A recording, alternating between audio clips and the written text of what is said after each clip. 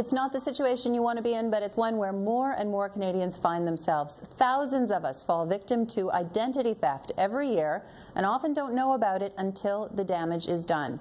Our Q&A this week kicks off with that question. How do I know if I am a victim of identity theft? Director Schwartz is the Executive Director of Consolidated Credit Counseling Services of Canada. Thank you very much for coming in. You're welcome. Sounds like a kind of an obvious question to me, how do I know? But apparently people often don't know until kind of well into the process or well after it's actually happened. How does that happen? How do you find out? And that's the big concern, is they've gone too far down the road. So if you're getting calls on bills that you don't have from a collection agency, or perhaps you're getting mail indicating that you've been accepted for credit that you didn't apply for, or even denied credit you didn't apply for, these are some of the telltale signs that someone's probably hacked into your identity and they're doing things on your behalf that you are unaware of. Like a lot of crimes out there, there is a perception, I think, that the internet has made it worse. Is that true? Is identity theft more of a problem today than it was 15 years ago? I would suggest, yeah, and the complaints to the Canadian Anti-Fraud Centre have increased as well. And I think we're really just at the beginning of it, too. I mean, we have a lot of great things out there to improve protection as it relates to our credit cards with the chip and PIN technology and everything.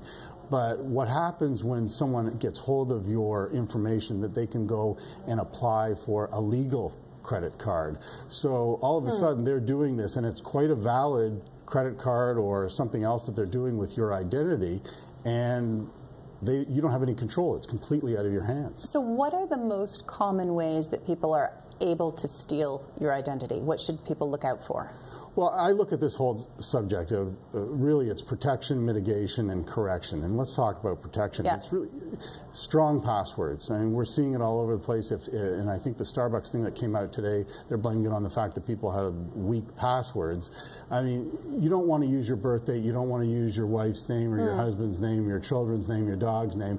You want it to be strong, and you want it to be with different digits, not something like your birthday or the year of birth. And you want to change it frequently. These are critical. Know where you're surfing. If you're on the internet and you're doing some online shopping, understand and know the sites that you're visiting. Make sure that they're secure as best as you possibly can. There's all sorts of icons, certificates that are out there that identify themselves as a secure site. So most of the stealing is actually taking place online. It's not someone intercepting your mail or any other kind of fraud that's taking place. A lot of it's happening there, but Yeah. it can be happening anywhere. I mean, shred documents at home before you throw them out. Yeah. Because they just need a few pieces of identification to actually take your identity and apply for something that's legitimate. I mean, you talk about the fact that you have to be really careful with your passwords. One of the things I've heard people say is, I have dozens of passwords. How do I remember them all? And so you hear people saying that they use the same password over and over and things like that. Is there a solution for that? I know that smartphones often have password keepers and things like that. Are they secure?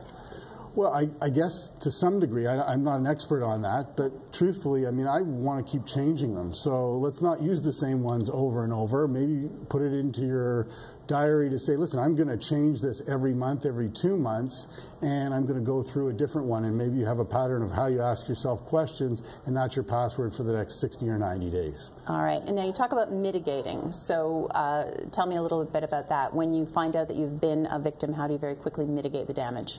Well, speed is key here, and you want to make sure that you're showing the people that are depending on you, like your lender, your creditors, and anybody who's accessing your information, that you're being as responsible as you possibly can. So speed is key.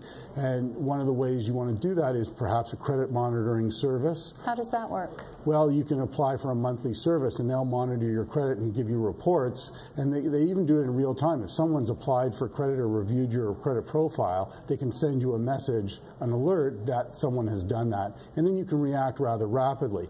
Now, one of the banks in Canada is doing this. I'm not sure that all the banks are, but you can get a text alert every time your credit card is used. I mean, if you're using your credit card 100 times a day, it can be cumbersome, but most people don't. It's 1, 2, 3, 5 times a day, so it's not bad to know how and when your credit card is being used. Just very quickly, because the credit monitoring is interesting. I know there's a charge associated with that. I've also read that there's ID theft insurance. Do products like that, are they worth the price at the end of the day when you assess the risk of actually being hacked? It can be. I mean, truth be, there is a cost associated with it, and it can be if you're using your credit card a lot and your identity is really important to you in that way. But the other side of it is banks are really good about it. They've got a zero liability attitude towards if there's been a fraud on your account. And if you show that, listen, this is a fraud and I've done everything I can to protect myself, they're going to protect you in that regard. I think a lot of people are worried that that won't continue, that as this becomes more prevalent, the banks are going to have to start passing some of the costs on to consumers. And that would be a concern. Right now, we're not at that point. So that's why I say do whatever you can to protect yourself, mitigate any issues, and understand how to make a correction if the need arises. All right, Jeffrey Schwartz, thank you very much. You're welcome.